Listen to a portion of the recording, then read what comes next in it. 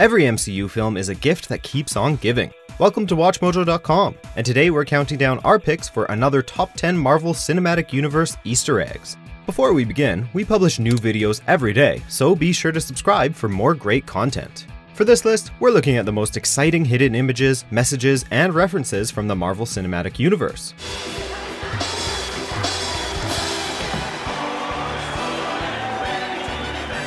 Number 10. The Original Guardians. Guardians of the Galaxy Volume 2. You know, it's a shame that it took the tragedy of losing Yondu to bring us all together again, but I think he'd be proud knowing that we're back as a team.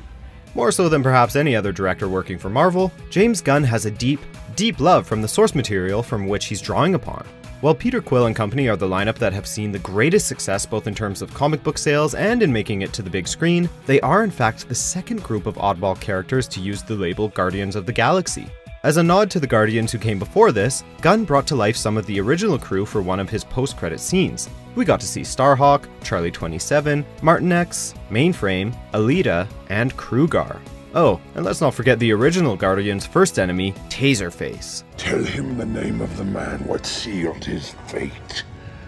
Taserface. Number 9. Project Pegasus and Project 42, The Avengers. We need you to look this over as soon as possible. I don't like being handed That's things. fine, because I love to be handed things, so let's trade. The MCU is unlikely to run out of storylines anytime soon, a fact they like to remind us of with little Easter eggs like this one. Within the MCU, Project Pegasus is an advanced, scientific research facility. In the comics, Project Pegasus serves a similar purpose. After Loki's big entrance destroys it in the film, however, Stark receives a collection of files pertaining to his work there. Among them is one labeled Project 42. For the uninitiated, that means nothing, but comic book readers will tell you that that's a reference to the prison Stark and company built in the Negative Zone during Civil War in the comics. Will the MCU ever be getting its own interdimensional detention center? Who knows, but the idea clearly exists in canon. The futurist is here. He sees all. He knows what's best for you, whether you like it or not. Number 8. Journey into Mystery, Thor. Given the long history of these characters, a lot of their sillier early adventures or characteristics tend not to make the transition to the big screen. And honestly, that's probably for the best. But it's still nice to see the filmmakers give a little nod to the humble beginnings of these larger-than-life heroes. Case in point, in Thor, a passing billboard advertises the New Mexico area as A Journey into Mystery, which just so happens to be the series in which Thor made his first appearance.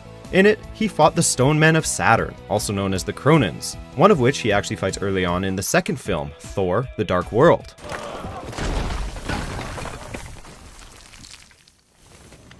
Anyone else?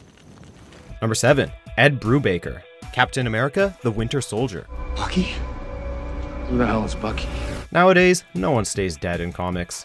If a character is killed off, they're sure to make a triumphant return in a matter of months or years, probably with a complicated story arc detailing the means by which they cheated death. But that wasn't always the case. In 1968, after 27 years of service at Captain America's side, Bucky Barnes was retroactively killed off in World War II, and he stayed dead for nearly 4 decades. Then, in 2005, writer Ed Brubaker revived Bucky and gave us the awesome character known as the Winter Soldier. Well, when Bucky came back from the dead in the MCU, Ed Brubaker did it again by playing one of the on-screen scientists. Number 6. Tales to Astonish, Ant-Man. Now, before we start, I'd like to introduce a very special guest. This company's founder and my mentor, Dr. Hank Pym. We've said it before and we'll say it again. It's nice to see a character's first comic book appearance get an on-screen nod. While Thor's debut got a billboard, Ant-Man's actually got some lip service courtesy of the movie's villain, Darren Cross, aka Yellow Jacket. The original Ant-Man, Hank Pym, made his comic book debut in Tales to Astonish number 27, which saw the discovery of the Pym particles and Hank's first experiences with shrinking. It was 8 issues later in that same title that Dr. Pym would debut as a bona fide superhero, adopting the mantle of Ant-Man. In the film, after showing footage of Hank's early adventures, Cross loudly proclaims, "Tales to Astonish!" It's quick, but a nice nod nonetheless. Silly, I know. Propaganda. Tales to Astonish. Number 5. Selvig's Greater Marvel Map, Thor: The Dark World. Imagine that this is our world, and, oh, thank you, and this is another world. Normally, they're separate. But during the alignment, everything is connected. Stark and Banner are both geniuses, but Professor Selvig could certainly give them a run for their money. Unfortunately, Selvig's reputation took a bit of a hit after being rendered insane by Loki's influence. During his time at a mental institution, however, he outlined some brilliant theories. Clear as day on Selvig's chalkboard, we can see a mention of the Crossroads, a dimension known to Doctor Strange. There's also reference to the Fault from the Guardians of the Galaxy comic book, and perhaps most excitingly, the 616 universe, which is the name given to the primary continuity of Marvel Comics. In short, Selvig's figured out that it's all connected. Simple. Any questions? Number 4. I can do this all day. Captain America: Civil War. I could do this all day. You know that a cinematic universe is doing well when it's expansive enough that it can start making references back to its early films. In Civil War, Captain America's third solo outing and 5th appearance in the franchise, he comments to a friend turned enemy Tony Stark, "I can do this all day." Does the line sound familiar? That's because Steve Rogers is quoting a much younger version of himself from many decades back. Before undergoing the experimental treatment that turned him into the super soldier he is today, he uttered those exact words to a bully beating him up behind a theater. A lot changes over time, but not the fighting spirit and optimism of Steve Rogers. You just don't know when to give up, do you?